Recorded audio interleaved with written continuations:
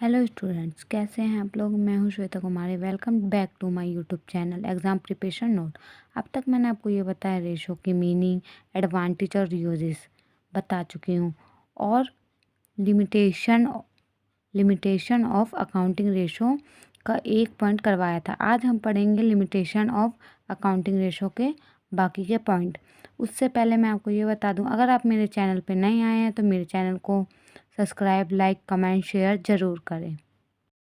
आइए शुरू करते हैं limitation of accounting ratio. First point मैं पिछले वीडियो में करवा चुकी हूँ।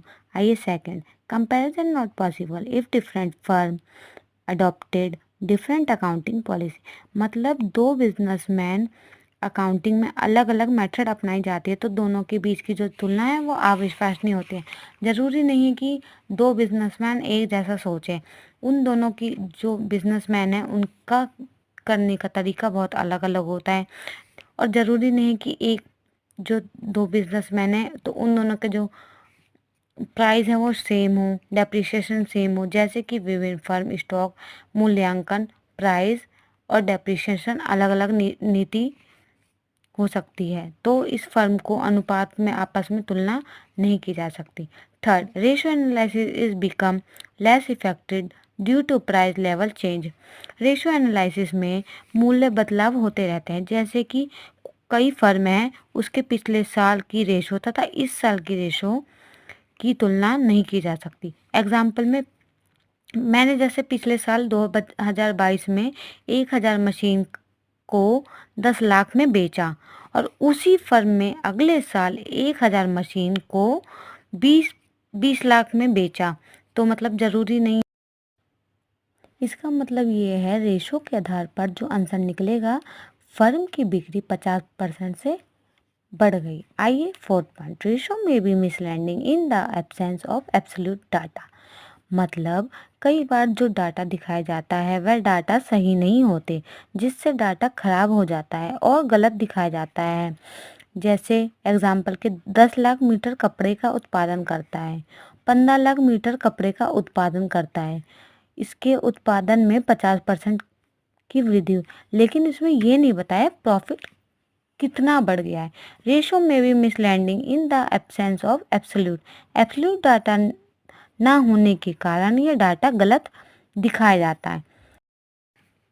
Limited uses of a single ratio. Ratio analysis में एक अकेला रेशो की जो महत्व है वो बहुत कम होती है। कई रेशो को एक साथ पढ़ना चाहिए, एक साथ करना चाहिए। जैसे कि हो सकता है कि करंट रेशो ठीक हो लेकिन क्विक रेशो ठीक ना हो। 6 point, window dressing. Window dressing का मतलब है धोखाधड़ी से बचना। रेशो में हर बार प्रॉपर डाटा नहीं दिखाया जाता, इसलिए कई बार अपना डाटा मैनिपुलेट करता है, इसे विंडो ड्रेसिंग कहते हैं। 7 point, lack of proper standard. मतलब अकाउंटिंग में प्रॉपर रेशो नहीं दिखाया जाता, प्रॉपर स्टैंडर्ड को फॉलो नहीं किया जाता, इसलिए वो जो डाटा होता है वो प्रॉपर नहीं होता। किसी भी रेशो को हम कैलकुलेट कर, जैसे 2:1, ये क्या है हमें नहीं पता। ये 2 लाख भी हो सकता है, 1 लाख हो सकता है, 2 करोड़ भी हो सकता है, 1 करोड़ भी हो सकता है। इससे जो सामने वाला व्यक्ति है वो कंफ्यूज हो जाएगा। ये प्रॉपर स्टैंडर्ड इसलिए फॉलो नहीं किया जाता, ये डाटा नहीं दिखाया जाता। 8 point, ignore qualitative factor.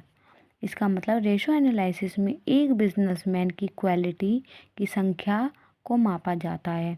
Ratio analysis में इसकी क्वांटिटी एलिमेंट पर ध्यान नहीं दिया जाता, जबकि इस पे विशेष ध्यान देना होता है, महत्वपूर्ण होता है। एग्जाम्पल में बिजनेसमैन एक ग्राहक को उधार माल बेच सकता है, पर उसे ये देखना ज़रूरी है कि उसकी मार्केट में गुडविल कैसी है, कैरेक्टर कैसा है, इसका विशेष ध्यान देना चाहिए। 9 पॉइंट, केवल अनुपात के आधार पर ही उचित निष्कर्ष नहीं निकाला जाता। केवल रेशो के आधार पर निष्कर्ष नहीं निकाला जा सकता।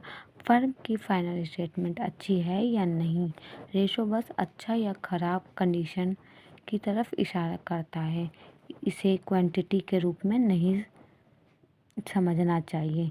ये कारण है कि अनुपात विश्लेषण मतलब रेशो एनालिसिस के साथ फाइनल स्टेटमेंट अन्य तकनीकों का भी प्रयोग किया जाता है। विश्लेषक की व्यक्ति योग्य व पक्षपात का प्रभाव मतलब हर बिजनेसमैन अपनी अलग समस्या तथा प्रॉब्लम होती है या और कई काम करने का तरीका अलग होता है, इसलिए रेशो एनालिसिस को इसकी कैलकुलेशन ध्यानपूर्वक करनी चाहिए। एक रेशो का मेथड दूसरे रेशो के मेथड से काफ़ी अलग होता है। कल हम पढ़ेंगे classification of ratio. Classification ratio क्या होती है, उसके फॉर्मूले क्या हैं, उसके रेशो क्या क्या हैं, कितने पार्ट्स हैं, उसे हम पढ़ेंगे। और मेरे चैनल को लाइक कमेंट शेयर ज़रूर करें।